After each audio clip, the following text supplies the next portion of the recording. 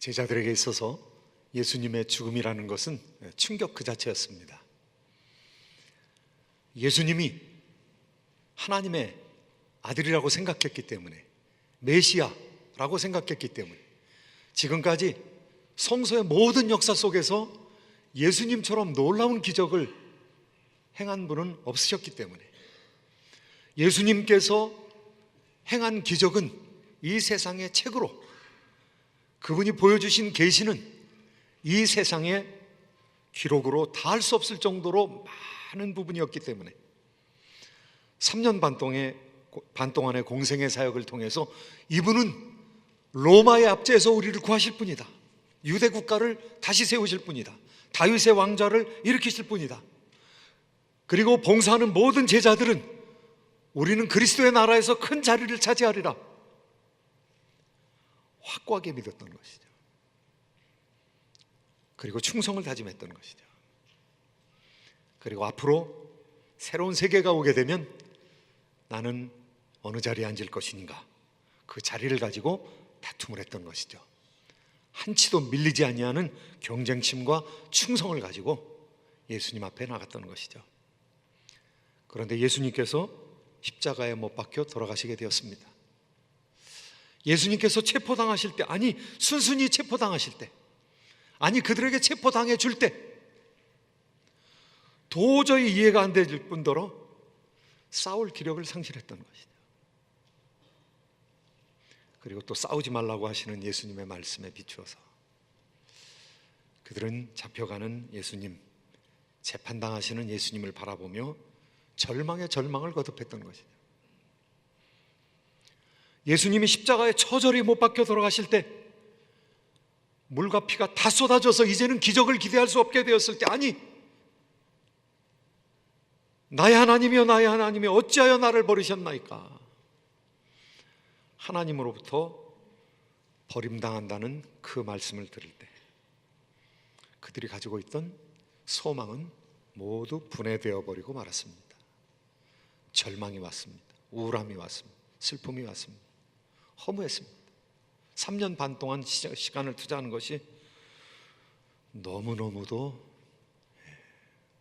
안타까웠던 것이죠. 그런데 그 금요일이 지나고 예수님 무덤 속에 있었던 토요일이 지나고 주일날 아침이 되었을 때 이상한 소식이 들리기 시작했습니다. 예수님의 사랑받았던 제자인 여제자였던 막달라 마리아가 예수님께서 부활하셨다는 것입니다. 무덤에 찾아갔던 몇몇 여성들이 예수님 부활하셨다는 것입니다. 그런데 안타깝게도 그 당시에는 여자는 법정에서 증인으로 채용이 안 됐습니다. 요즘에는 아주 여러분 자매님들 좋은 세상을 살고 계십니다. 말 하나마나 인정을 하지 않았던 것이죠. 그런데 조금 있다가 베드로가 부활하신 예수님을 만났다고 그러는 것입니다.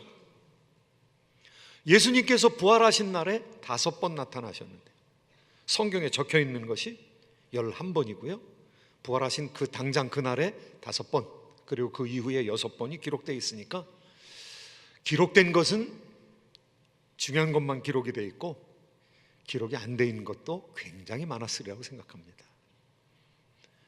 그런데 4번째 예수님께서 또 나타나요. 글로바라는 제자와 다른 한 제자가 엠마오로 가고 있었을 때에 그 엠마오로 가는 길에서 갑자기 어떤 사람이 끼어들었습니다. 지금 무슨 얘기하고 계십니까? 이렇게 물어보니까 아니 지금 여기에 살면서 최근에 일어난 일을 알지 못합니까? 아주 슬픈 기색을 하면서 우리는 그분이 선지자라고 알았습니다. 우리는 그분이 메시아라고 알았습니다. 이스라엘 나라를 회복할 자라고 알았습니다. 그런데 십자가에 못 박혀 돌아가시지 않았습니까? 우리가 지금 그 얘기를 하고 있습니다. 그런데 그 길손이 예수님에 대한 예언을 계속 얘기하는 거예요.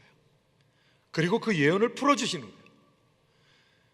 이 예수님께서는 성경에 적힌 대로 오셨고, 성경에 적힌 대로 십자가에 못 박혀 돌아가셨고, 그리고 성경에 적힌 대로 살아나리라. 오늘 우리가 읽진 않았지만은 그 전에 보면 27절 말씀에 보니까 이에 모세와 모든 선지자의 글로 시작하여 모든 성경에 쓴 바 자기에 관한 것을 자세히 설명하시니라. 이 제자들이 내심으로 감동을 받았습니다.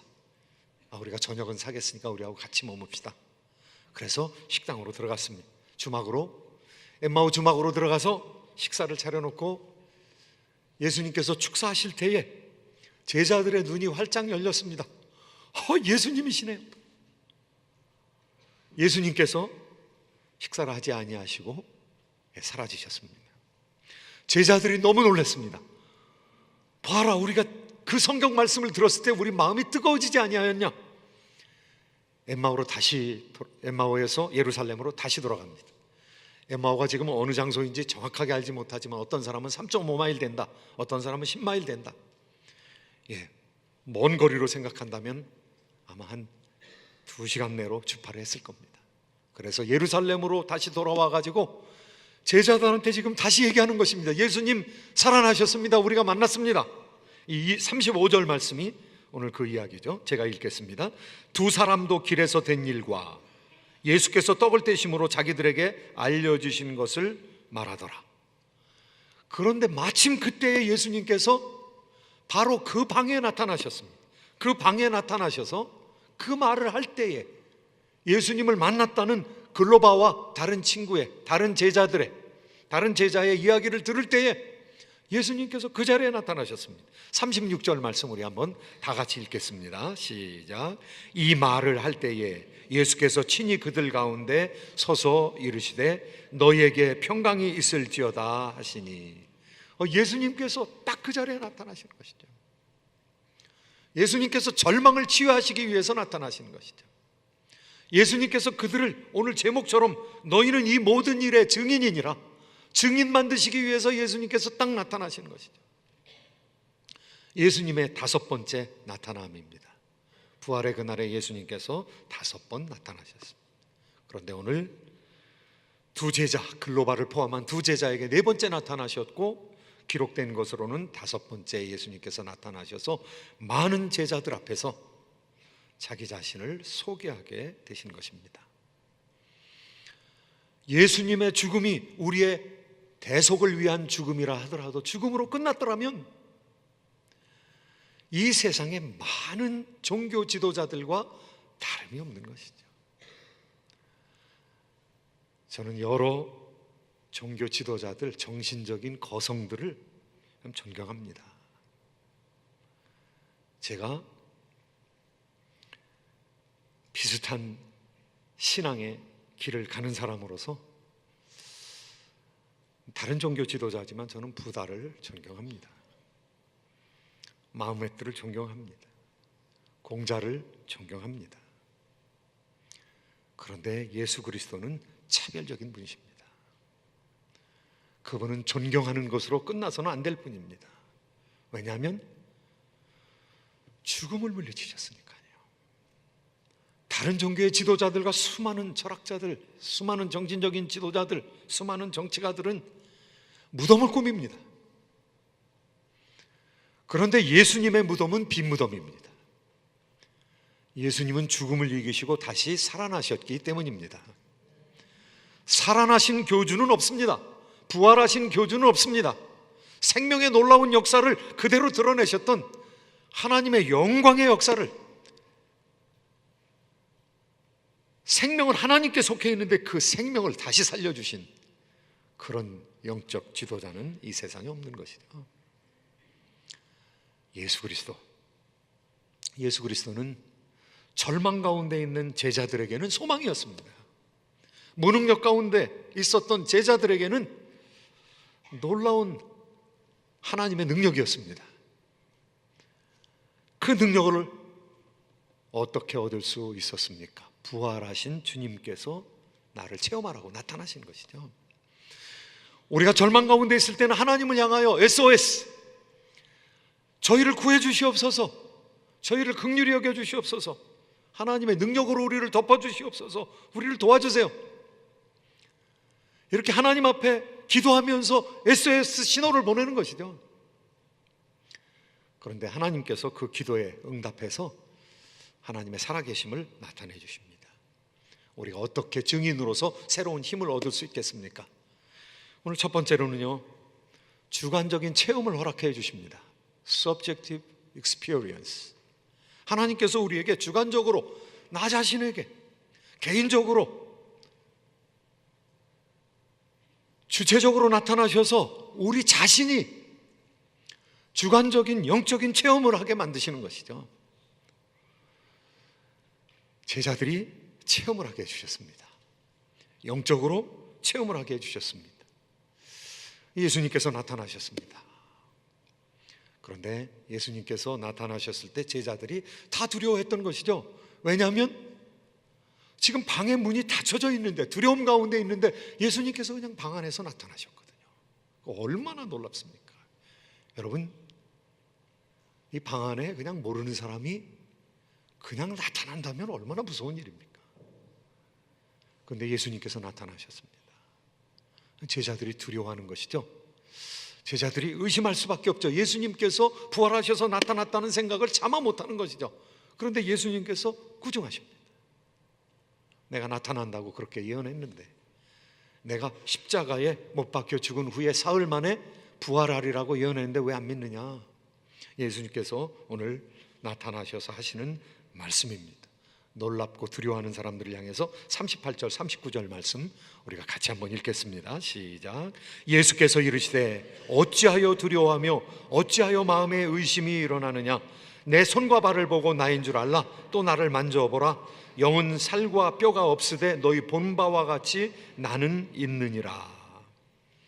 예수님께서 나타나셨습니다. 나타나셔서 그냥 영으로 나타나신 것이 아니라 이제 살과 뼈를 가진 존재로 부활하셔서 나타나시는 것이죠. 기적이죠. 하나님의 능력이죠. 예수님 피가 다 빠지셨거든요. 그리고 피와 물이 분리돼 가지고 피와 혈장이, 이 붉은 부분과 이 피의 혈장이 분리돼 가지고 물처럼 다 쏟아졌거든요. 그런데 살아나셨어요. 창에 맞으셨는데 손과 발에 창자국이 있는데 체액이 다 빠져버렸는데 예수님 살아나셨어요. 예수님께서 육체로 살아나신 것을 증거하기 위해서 너무 기뻐가지고 믿어지지가 않는 그런 때에 예수님께서 뭐 먹을 것이 없느냐 이렇게 얘기하니까 생선 한 토막을 갖다 주십니다. 그러니까 그 생선을 가지고 예수님께서 드시는 거예요. 생선을 뜯어서 잡수시는 거예요. 만약에 영이라면은요, 여기 내려가는 게 보이겠죠, 그죠? 네. 투명해져가지고 이게 보이겠죠. 그런데 예수님께서 부활하신 육체로 생선을 드시는 거예요. 이 놀라운 일이죠. 야, 귀신이 아니구나. 이거 무슨 유령이 아니구나. 예수님께서 직접 몸으로 살아나셨구나. 제자들이 확신할 수 있게 됐던 것이죠. 우리가 개인적인 체험만 전하는 것이 아니라 객관적인 증거를 말씀을 통해서 우리가 전파해야 되고 다른 사람에게 전해야 된다는 사실을 우리에게 가르쳐 주시는 것이죠. 그런데 또 하나의 조건이 있습니다. 또 하나 가져야 될 것. 세 번째는요, 성령을 받아야 된다는 것입니다. 스피리추얼 파워, 이 성령의 능력으로, 권세로 충만해져야 된다는 것입니다. 오직 성령이 너에게 임하시면 너희가 권능을 받고 예루살렘과 온 유대와 사마리아 땅끝까지 이르러 내 증인이 되리라. 예수님, 우리에게 권세를 받아야 된다, 권능을 받아야 된다고 말씀하고 있거든요. 오늘 본문의 말씀 가운데서도 예수님께서 약속하신 것, 아버지께서 주신다고 약속하신 것, 성령을 주시리라고, 성령, 보혜사 성령께서 오셔서 우리의 카운슬러가 되실 것이다, 카운셀링을 하실 것이다, 그 성령께서 오신다는 것입니다. 오늘 본문 말씀 가운데 49절 말씀, 마지막 절의 말씀입니다. 함께 읽으시도록 하겠습니다. 시작. 볼지어다 내가 내 아버지께서 약속하신 것을 너희에게 보내리니 너희는 위로부터 능력으로 입혀질 때까지 이 성에 머물라 하시니라. 예루살렘 성에 그대로 머물라는 것이죠. 예수님께서 40일 동안 제자들과 육체로 함께 하셨습니다.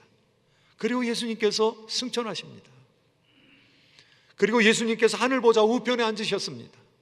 예수님께서 승천하시면서 이 성을 떠나지 말아라. 이제 때가 얼마 못 돼요. 아버지께서 약속하신 성령이 오게 될 것이다. 성령께서는요, 아버지와 아들로부터 영원토록 나오시는 분이십니다. 예수님께서 승리하고 하나님 보좌 우편에 앉아 계셨을 때 이제 성령께서 아버지와 아들이 보내심으로 우리에게 내려오시는 것이죠. 그 성령의 충만함을 받을 때까지 떠나지 말라고 했습니다. 10일을 더 기다렸습니다. 예수님께서는 유월절 그날에 돌아가셨거든요. 유월절 어린 양으로 돌아가셨거든요.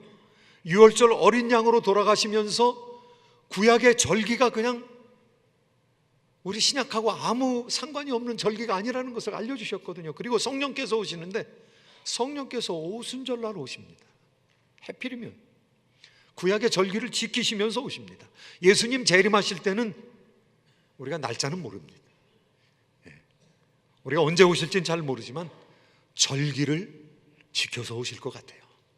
지금까지 3대 절기 중에서 2절기가 예수님과 관련이 있거든요. 예수님의 돌아가시는 유월절 어린 양으로 돌아가시는 유월절 사건, 그 다음에 오순절날 오시는 오순절 사건, 오순절 성령 강림 사건, 이거 생각한다면요, 이제 초막절이 하나가 남았는데요, 초막절은 예수님의 재림의 날이 될 가능성이 많이 있습니다. 그러니까 우리가 때는 잘 모르지만은 예수님께서 맞춰오시지 않을까라는 생각이 드는 거죠. 여러분, 가을에 조심하시기 바랍니다.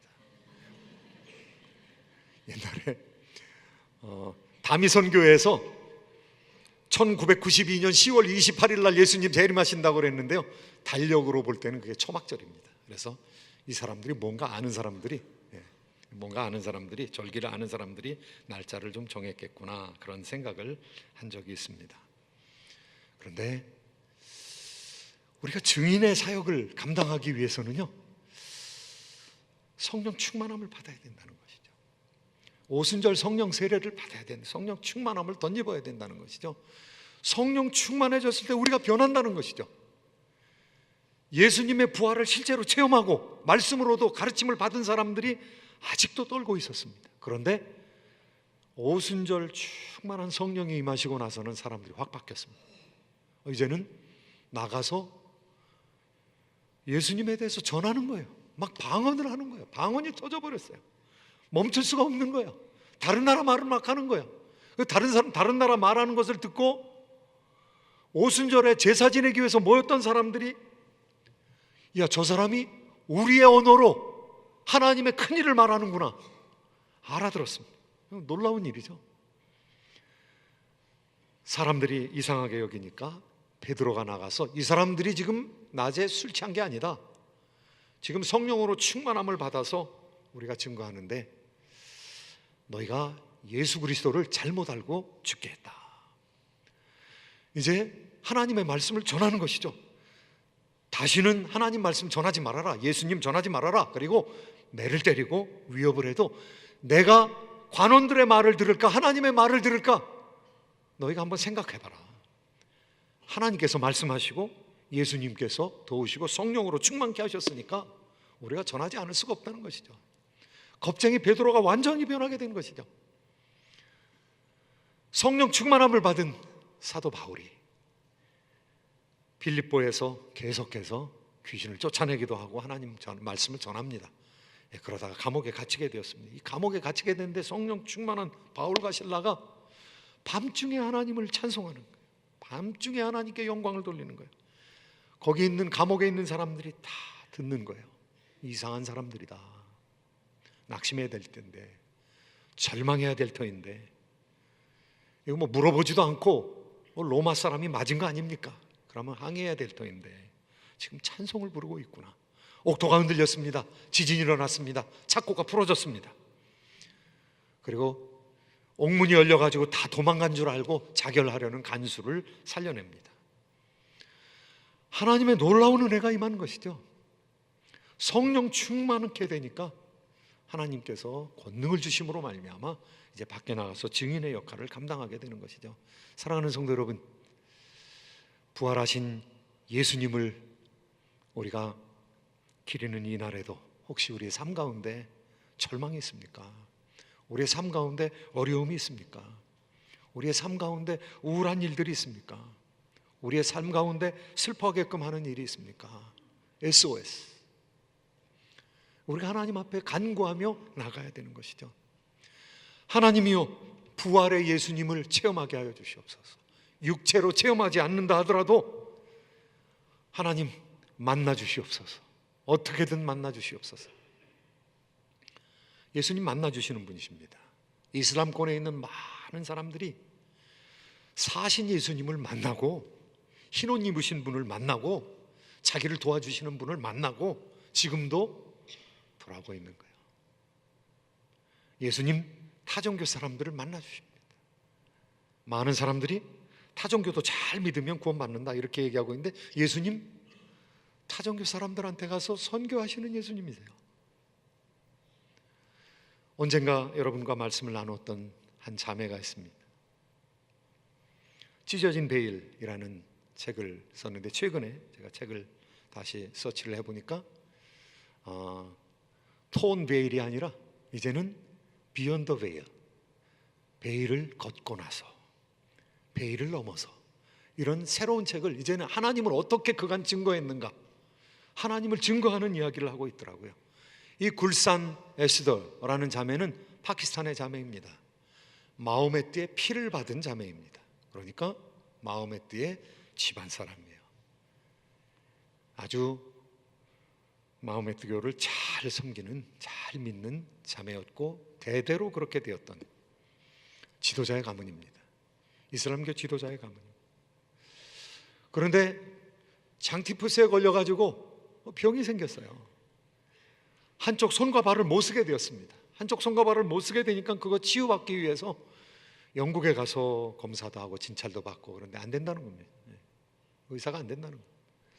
그래서 마호메트에게 의지해야 되겠다. 그래서 성지 순례를 했습니다. 메카, 메디나. 순례를 했습니다. 이 순례를 해도 안 되는 겁니다. 근데 코란을 읽다가 보니까 예수님에 대한 얘기가 있어요. 예수님에 대한 얘기, 예수님을 선지자로 보고 있거든요. 가장 탁월한 선지자는 마호메트지만은 그 중에 예수님 얘기를 보니까 예수님이 병 고쳤다는 얘기가 너무너무 많이 나오는 거예요. 죽은 사람 일으켰다는 얘기가 나오는 거예요. 그래서 예수님이라는 선지자의 이름으로 기도하기 시작했습니다. 예수님께 기도했습니다. 3년이 지났어요. 그런데 방 안에 있을 때 예수님이 나타나셨어요. 불 켜진 방에 있었는데 불이 점점 어두워지는 거예요. 그리고 찬란한 빛 가운데 예수님만 계시는 것이 아니라 예수님과 제자들이 함께 나타났습니다. 그리고 굴산 에스더 자매를 향해서 나한테로 오라고, 나한테로 걸어오라고, 다리를 제대로 쓸 수가 없는데 그냥 걸어오라고 그러는 것입니다. 그래서 믿음으로 자리에서 일어났습니다. 그리고 예수님께로 걸어 나갔습니다. 예수님께로 걸어 나가는데 피가 통하고 힘이 솟아나는 것을 느꼈습니다. 몇 발짝 걸어 나가면서 치유를 받았습니다. 그 집안에서 그 자매가 치유를 받게 된 것, 이거는 파격적인 일이었습니다. 왜냐하면 예수님께 기도해가지고 치유를 받았으니까, 탁월한 마호메트를 섬겨야 되는데 예수님을 통해서 구원을 받았으니까, 치유를 받았으니까 이 자매가 핍박을 받게 되었습니다. 그런데 핍박을 이겨낼 수 있는 권세가 생겼습니다. 하나님께서 은혜를 주셨는데요, 말씀으로 은혜를 주셨어요. 신비적인 여행을 해가지고 아주 성령께서 이끌어 주시는 여행을 통해서 성경 말씀을 가지게 됐고, 성경 말씀을 읽음으로 말미암아 예수 그리스도를 구세주로 받아들이게 되었습니다. 예수 그리스도를 구세주로 받아들이게 된 다음에 핍박을 받게 됩니다. 그러나 핍박을 통해서도 계속 예수님을 증거하는, 죽음을 무릅쓰고 예수님을 증거하게 되는, 그래서 지금도 비욘드 더 베일, 이제 베일을 벗고 나와가지고 영국에서 또 미국에서 또 모슬렘 형제들을 향해서 선교하는, 증거하는 사람이 되었습니다. 말씀의 체험이 있었고요, 실제적으로 부활하신 예수님을 만났고요, 그리고 성령 충만함을 받아서 여러 가지 어려움을 뛰어넘어서 증거하고 있는 것이죠. 시크 교도였던 썬다스에게도 나타났습니다. 나 예수님 못 만나면 나 죽겠습니다. 예수님이 진정한 신이라면 한번 나타나 보세요. 내가 내일 아침에, 성경도 다 찢었습니다. 내가 내일 아침에 기차에 치여 죽겠습니다. 새벽까지 나오시려면 나오시고 말려면 마십시오. 여러분, 그런 기도는 하지 마세요. 예? 큰일 날 수 있으니까. 그런데 예수님께서 나타나셨어요. 예수님 나타나서 꾸중하셨어요. 썬다야, 내가 왜 나를 시험하느냐? 내가 왜 나를 핍박하느냐? 이렇게 말씀하신 거예요, 예수님께서. 썬다스이 위대한 전도자로 바뀌어서 평생 동안을 인도 북부를 선교하다가 행방불명되는 20세기의 위대한 성자가 되었습니다. 최근에 벌어진 일입니다. 예수님께서 이삭 카두리라는 랍비에게 나타나셨습니다. 그 랍비는 2009년에 108세의 나이로 죽었습니다. 정통파 유대인입니다. 그러니까 율법을 있는 그대로 다 지켰고, 그리고 학교에서 가르쳤고, 많은 경전을 그대로 외우는 것들이 굉장히 많았습니다. 돌아가실 때까지 기억이 말짱했습니다. 이스라엘의 건국 이전부터 이스라엘의 역사를 다 알았고요, 이스라엘 정치가들을 잘 알고 있는, 그가 죽었을 때는 20만의 사람들이 모였습니다. 그의 죽음을 애도했습니다. 그런데 그가 죽어가면서 유서를 하나 남겼습니다. 1년 후에 개봉을 해라. 내가 쓴 이 글 속에는 메시아의 이름이 적혀 있다. 그래서 1년이 지나고 난 다음에 그 편지를, 유서를 개봉을 했습니다. 개봉을 한 것이 이스라엘의 저널에 나왔습니다. 신문에 실렸습니다. 그 저널에 실린 글자는 분명하게도 예수라는 겁니다. 메시아가 예수라는 것입니다. 그분이 돌아가시기 전에 부활하신 예수 그리스도를 체험을 했습니다. 예수 그리스도를 체험할 뿐만 아니라 예수님이 메시아라는 사실을 알았던 것이죠. 그 정통파 제자들이, 야, 이거 왜 이런 글을 썼는지 모르겠다, 많은 사람들이 믿지 않고 거부를 하고 했습니다. 그런데 그분이 또 예언하기를, 예수님이 곧 오시는데 샤론 수상이 죽은 다음에 온다. 그런데 샤론 수상이 오랫동안 코마 상태에서 병고를 치르다가 2014년에 돌아가셨습니다. 이 이삭 카두리라는 사람이 예수님의 재림의 임박함을 이야기하고 있는 것이죠. 하나님의 사람들을 이 부활하신 예수님께서 찾아다니십니다. 교파를 초월해서, 아니 종교를 초월해서 찾아다니고 계십니다. 우리는 모든 종교에 구원이 있다고 하지만 예수님께서는 타 종교에 나가서셔도 놀라운 주관적인 체험을 허락하고 계시는 것이죠. 그리고 하나님의 말씀을 다시 깨닫게 하는 것이죠. 그리고 성령으로 충만케 하셔서 예수님의 이름을 증거하게 만드시는 것이죠. 사랑하는 성도 여러분, 나의 삶이 어려운 가운데 있습니까? 영적인 삶이 참으로 나락에 떨어져 있습니까? SOS! 우리 하나님 앞에 기도하셔야 됩니다. SOS! 내가 지금 위기에 있습니다. 하나님, 사신 하나님을 만나게 하여 주시옵소서. 체험하게 하여 주시옵소서. 그러나 내가 본 것만 가지고 안 되겠사오니 변치 않는 말씀으로 나의 신앙을 확증하여 주시옵소서. 나의 체험을 확증하여 주시옵소서.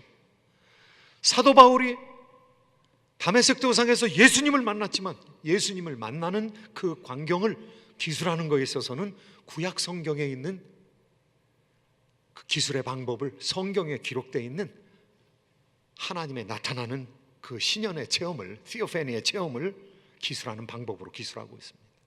자기의 체험을 말씀에 비추어서 기록하고 있는 것이죠. 말씀이 우리 가운데 증거의 핵심이 되어야 됩니다. 그리고 무엇보다도 성령 충만하셔야 될 줄로 믿습니다. 하나님이 주시는 은혜 충만, 말씀 충만, 그리고 성령 충만, 이거 위에 기도하실 때 SOS 치시는 여러분의 기도를 들어주시고 증인으로 이 세상에서 새롭게 세워주실 것을 믿습니다. 기도하겠습니다.